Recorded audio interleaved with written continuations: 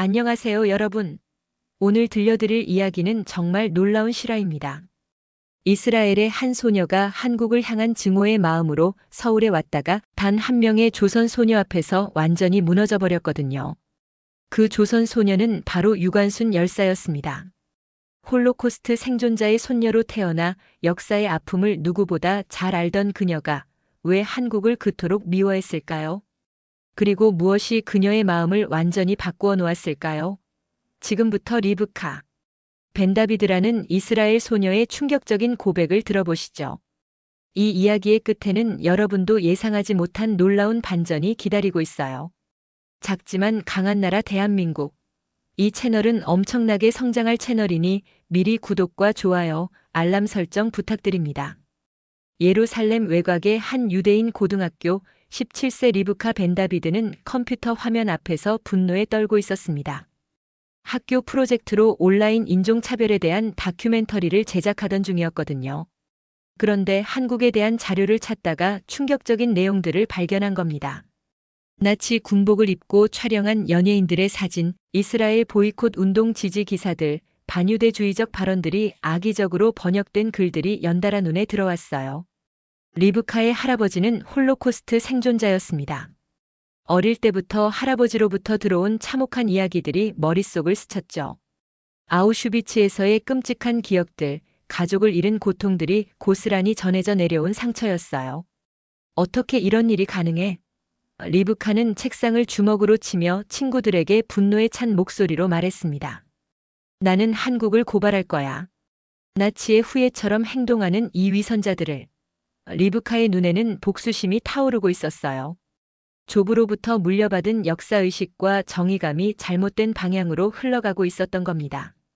그날 밤 리브카는 일기장에 적었습니다. 한국이라는 나라가 얼마나 위험한 곳인지 세상에 알리겠다. 할아버지의 아픔을 잊지 않겠다. 그런데 운명이란 참 아이러니하죠. 바로 그 시기에 리브카의 학교에 이스라엘-한국 고교 교류 프로그램 참가자 모집 공고가 붙었어요. 리브카는 처음엔 절대 가지 않겠다고 버텼습니다.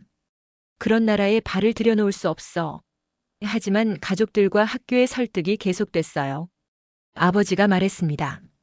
리브카야, 내가 직접 가서 보고 와야 정확한 판단을 할 수 있지 않겠니? 편견만으로는 진실을 알 수 없어. 어머니도 내가 만약 정말 한국을 비판하고 싶다면 더 확실한 근거가 필요하지 않을까? 라며 리브카를 달랬죠. 결국 리브카는 마지못해 참가 신청을 했습니다. 속으로는 직접 가서 더 확실한 증거를 모으겠다. 내가 본 것들이 진실이라는 걸 증명하겠어라는 생각이었어요. 출발 전날 밤 할머니가 리브카의 방으로 조용히 찾아왔습니다. 손에는 낡은 가죽 일기장 한 권을 소중히 들고 있었어요. 이건 할머니가 젊었을 때 쓴 일기야. 한국에 대한 이야기가 담겨 있단다. 할머니의 눈빛이 어딘가 슬프면서도 그리운 듯 했어요. 내가 직접 판단하렴. 내가 평생 숨겨왔던 한국의 진짜 이야기를 말이야. 리브카는 의아했지만 일기장을 받았습니다. 그리고 다음 날 증오의 마음으로 한국행 비행기에 몸을 맡겼어요. 인천공항에 발을 딛는 순간 리브카는 무의식적으로 몸을 경직시켰습니다. 과연 어떤 적대적인 시선들이 기다리고 있을까? 나를 보고 뭐라고 할까? 하지만 리브카를 맞이한 건 예상과 전혀 달랐어요. 한국인 친구 지은이가 환한 미소를 지으며 유창한 히브리어로 인사를 건넸거든요. 샬롬. 리브카, 한국에 온 걸 진심으로 환영해. 리브카는 입이 떡 벌어졌어요. 어떻게 한국 학생이 히브리어를 이렇게 자연스럽게 할 수 있을까 싶었거든요. 지은이는 리브카의 놀란 표정을 보고 미소 지으며 설명했습니다. 우리 학교에서는 이스라엘 친구들을 맞이하기 위해 6개월 동안 히브리어를 배웠어요. 여러분의 문화와 종교, 역사도 정말 열심히 공부했고요. 특히 홀로코스트에 대해서도 많이 배웠답니다. 이어진 며칠 동안 리브카가 경험한 것들은 충격의 연속이었습니다. 식사 때마다 코셔 음식을 미리 준비해주고 안식일 기도할 시간을 별도로 마련해 주었어요. 심지어 체육 시간 탈의실에도 리브카만을 위한 별도 공간을 세심하게 배려해줬죠. 지은이는 매번 괜찮아요? 불편한 건 없어요? 더 필요한 게 있으면 언제든 말해주세요라고 물으며 마치 가족처럼 챙겨줬습니다. 리브카의 마음 한편에서는 작은 의문이 싹트기 시작했어요. 정말 이런 사람들이 반유대주의자일까? 이렇게 따뜻하고 배려 깊은 사람들이? 그리고 운명적인 순간이 찾아왔습니다. 서대문 형무소 역사관 견학이었어요. 리브카는 처음엔 별 관심이 없었습니다. 또 다른 피해자 코스프레겠지. 우리 유대인들만큼 고통받았다고 할 건가? 하지만 유관순 열사의 감옥을 직접 보는 순간 리브카의 세상이 완전히 흔들렸습니다. 가이드의 차분한 설명이 이어졌어요. 유관순 열사는 1919년 만세운동에 참여했다가 체포되었습니다. 당시 나이는 겨우 17세였어요. 리브카의 심장이 쿵 내려앉았습니다. 17세. 지금 자신과 똑같은 나이였거든요.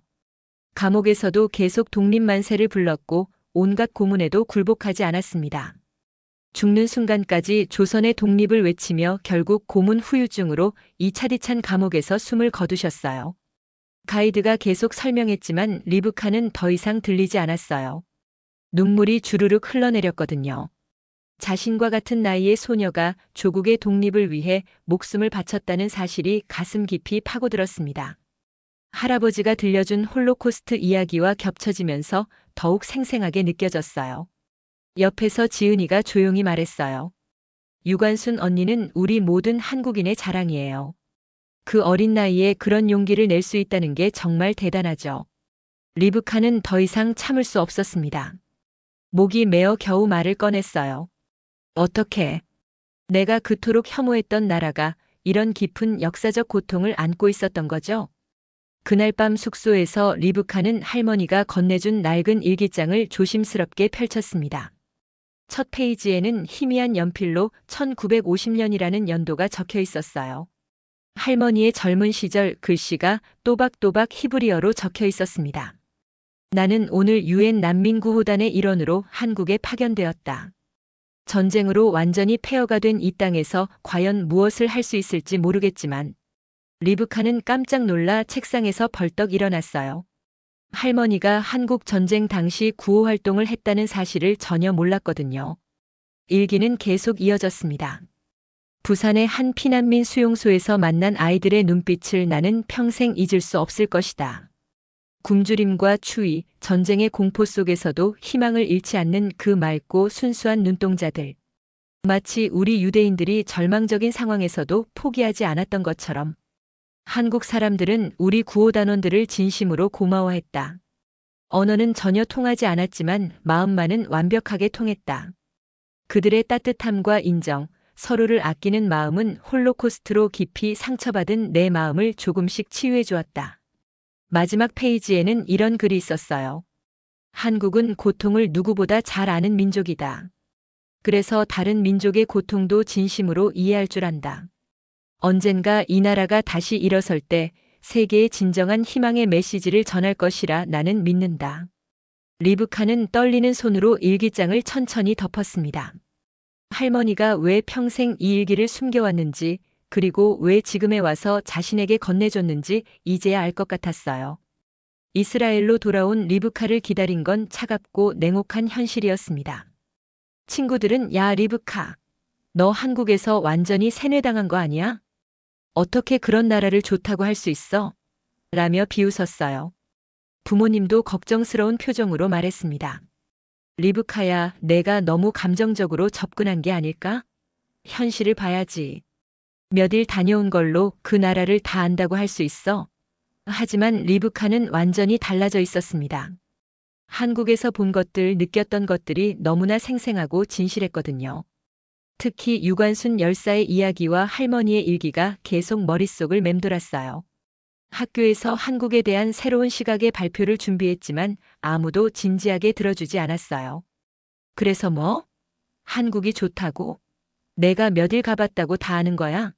라는 냉소적인 반응만 돌아왔죠. 리브카는 깊은 좌절감에 빠졌어요.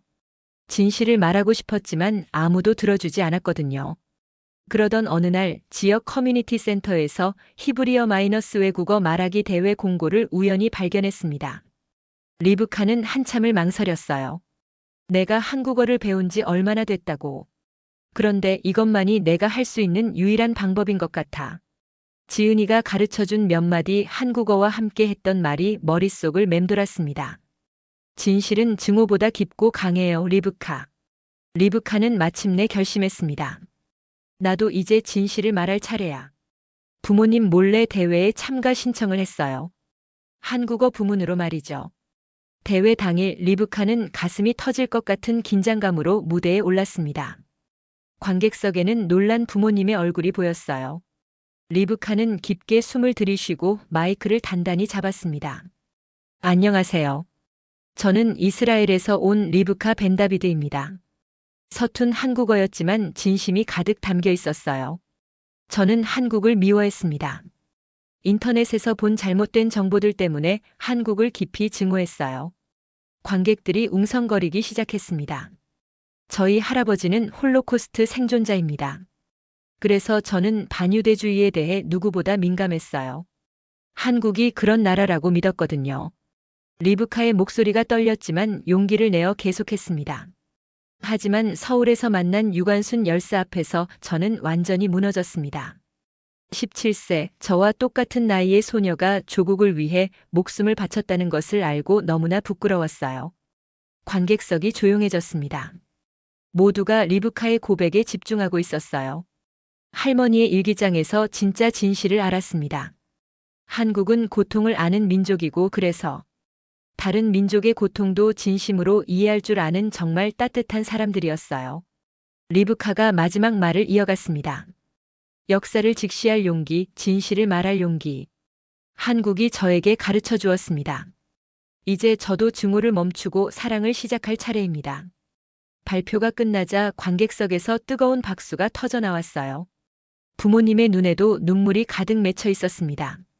리브카의 연설 영상은 순식간에 소셜미디어를 통해 이스라엘 전역으로 퍼져나갔습니다. 이스라엘 언론들이 앞다투어 한국을 다녀온 한 소녀의 충격. 고백이 우리 사회를 흔들고 있다라는 제목으로 대서특필했어요. 대회에서 당당히 우승한 리브카에게는 더욱 놀라운 변화가 기다리고 있었어요. 서울대학교 외국인 특별 전형에 합격한 겁니다. 한국어 실력은 아직 부족했지만 리브카의 진정성과 한국에 대한 사랑이 충분히 전해졌던 거죠. 아버지는 서재에서 한국 전쟁 관련 책들을 꺼내 읽기 시작했어요. 너의 새로운 시선으로 나도 다시 보겠다. 아빠도 편견을 버리고 진실을 찾아보겠다며 리브카에게 진심 어린 사과를 했습니다. 이제 리브카는 서울에서 지은이와 함께 다문화 어린이들에게 역사 수업을 진행하고 있어요. 히브리어와 한국어를 자유자재로 섞어가며 들려주는 리브카의 수업은 아이들에게 엄청난 인기였습니다. 선생님은 어떻게 한국을 이렇게 좋아하게 됐어요? 한 아이가 순수한 눈빛으로 물었어요. 리브카는 따뜻한 미소를 지으며 대답했습니다. 미움보다는 사랑이, 편견보다는 이해가 훨씬 아름답고 강하다는 걸 한국에서 배웠거든요. 그리고 진짜 용기란 증오하는 게 아니라 사랑하는 거라는 것도 말이에요. 진실을 마주할 용기가 얼마나 소중한지, 그리고 편견을 버리고 상대방을 진심으로 이해하려는 마음이 얼마나 아름다운 변화를 만들어내는지 보여준 리브카의 감동적인 이야기였습니다. 우리도 일상에서 누군가에 대한 선입견이나 편견을 갖고 있지는 않은지 깊이 돌아볼 필요가 있겠어요. 당신의 구독은 우리의 진짜 이야기를 세상에 알리는 소중한 힘이 됩니다. 다음 내용도 궁금하시다면 구독과 좋아요, 알람 설정 꼭 잊지 마세요.